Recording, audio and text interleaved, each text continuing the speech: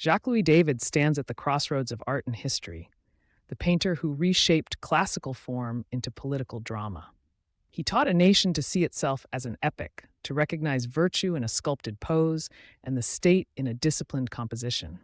From the moral clarity of the oath of the Horatii to the intimate martyrdom of the Death of Marat, David turned canvases into political acts and portraits into proclamations. He was portraitist and propagandist, revolutionary and imperial chronicler, teacher to a generation of artists who would carry neoclassicism around the world. But beyond the politics lies mastery, the cool marble light, the deliberate geometry, the draughtsmanship that underpins every bold decision. Listen for the choices, for how a raised arm, a draped robe, or a quiet letter in a sickbed becomes a persuasive voice. These are the paintings that made and mirrored modern France. Before we dive in, don't forget to like and subscribe. Your support helps us keep creating more educational videos like this one. David's story begins in the academy. Trained in the strict ateliers of the late 18th century, he absorbed Poussin's compositional severity and the Roman ideal of drawing from the antique. His breakthrough came with Le Serment des Horaces, the Oath of the Horatii, a tableau of stoic resolve painted with flattened planes, measured perspective, and a moral clarity that shocked and inspired Paris. The three brothers, the rigid geometry and the theatrical separation of figures, announce a language David would use for decades: clarity of line, economy of color, and a stage-like architecture. He executed countless studies for that work and refined the gestures until every arm and profile carried a civic imperative. That lesson, that form could be moral argument, is the key to his early success and his ascendancy in the salons. When the revolution arrived, David's canvases turned into political theater. No painting illustrates this transformation more poignantly than La Mort de Marat. Here David strips away ornament and distraction. A fallen man in a simple tub, a sharpened diagonal of shadow, a letter on crisp paper. The scene reads like a modern reliquary. Marat is portrayed not as a chaotic martyr, but as a secular saint. The composition borrows from religious iconography and retools it for Republican storytelling. David painted truth as moral lesson. The clean surfaces, the precise anatomy, the muted palette all serve to sanctify a political death. Replicas, details, and studies circulated widely, and the painting became a visual anthem for revolutionary virtue as much as an image of personal devotion. David's Republican phase extended beyond Marat. In Les Licteurs rapportent à Brutus les corps de ses fils, the lictors bring to Brutus the bodies of his sons, he staged private grief against public duty. The composition compresses grief into austere lines. We see family sorrow as a lesson in civic obligation. Brutus's stoicism is contrasted with the mourner's curved, softer forms, a structural rhetoric David wielded repeatedly: hard verticals for the state, soft arcs for emotion. Works like this codified a visual grammar for the revolution, where gestures and poses taught ethics. The painting arrived as France itself tried to define sacrifice, patriotism, and justice, and David turned those debates into unforgettable images. With the fall of revolutionary chaos came new allegiances. David reinvented himself as the painter of the empire, producing one of art history's most recognizable political portraits: Napoleon Crossing the Alps. Instead of a documentary record, David created a heroic emblem, an idealized leader astride a rearing horse, calm and commanding against a storm of motion.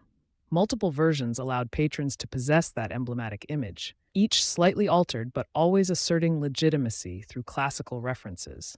Hannibal and Charlemagne are evoked in inscriptions. Equestrian tradition links Napoleon to antiquity. This is portraiture as myth-making. David's palette here warms, his brushwork tightens, and the theatrical stage of his earlier history paintings is retooled to flatter power and craft state identity. Later in life, David tackled scale and reconciliation.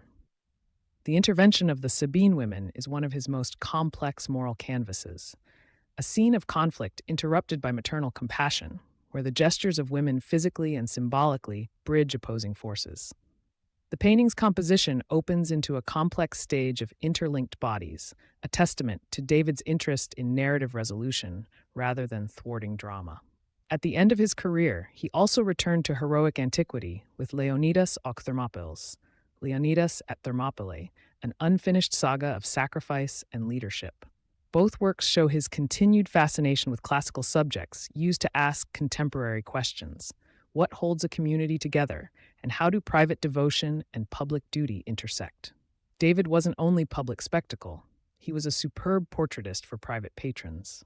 His portrait of Madame Récamier offers quiet elegance, a reclining socialite captured with spare background and immaculate draughtsmanship, a study in fashionable restraint.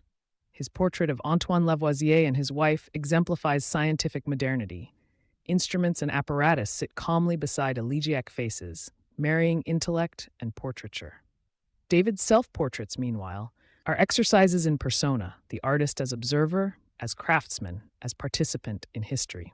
Across these paintings, the palette softens, the backgrounds suspend, and the hand gives priority to character and presence over theatrical narrative. At the core of David's power is draftsmanship. He planned relentlessly. Sketches, life studies, compositional schemas, and preparatory drawings reveal the invisible scaffolding beneath his grand canvases. Look at his studies for the Oath of the Horatii and the Lictors paintings, the lines that map out bodies, the experiments with gesture and proportion. For Napoleon's equestrian works, he even produced orthogonal schemes to calculate sightlines and drama. He preferred a restricted color range, relying on tonal clarity and crisp contours to carry narrative. Students in his atelier learned that an idea was only as persuasive as its draughted skeleton, and that lesson defined a generation. Politics eventually overtook David the man. After aligning with Robespierre and then later with Napoleon, changing tides led to his exile to Brussels, where he painted less for power and more for reflection. His late works and the unfinished Leonidas reveal an artist negotiating loss of nation, of influence, of the public stage. Yet his legacy only grew.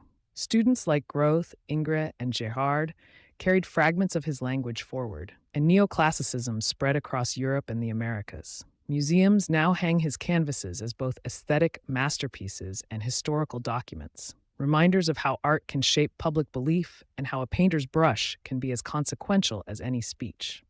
Jacques-Louis David's life is a lesson in art's double-edged capacity to create beauty and to craft conviction. He shows us that painting can train a people to feel a political idea, that a pose can teach virtue, and that draughtsmanship can be the mechanism of persuasion. From the solemn oath-taking of the Horatii to the sanctified simplicity of Marat's death, from Napoleonic grandeur to intimate portraiture, David's oeuvre maps the tumult of his age. When you stand before one of his canvases, notice the economy, the deliberate pose, the sculptural light, the argumentative clarity. These are choices that make images speak across centuries. If you leave with one thought, David taught us to read a painting not just as image, but as argument. Thank you for listening.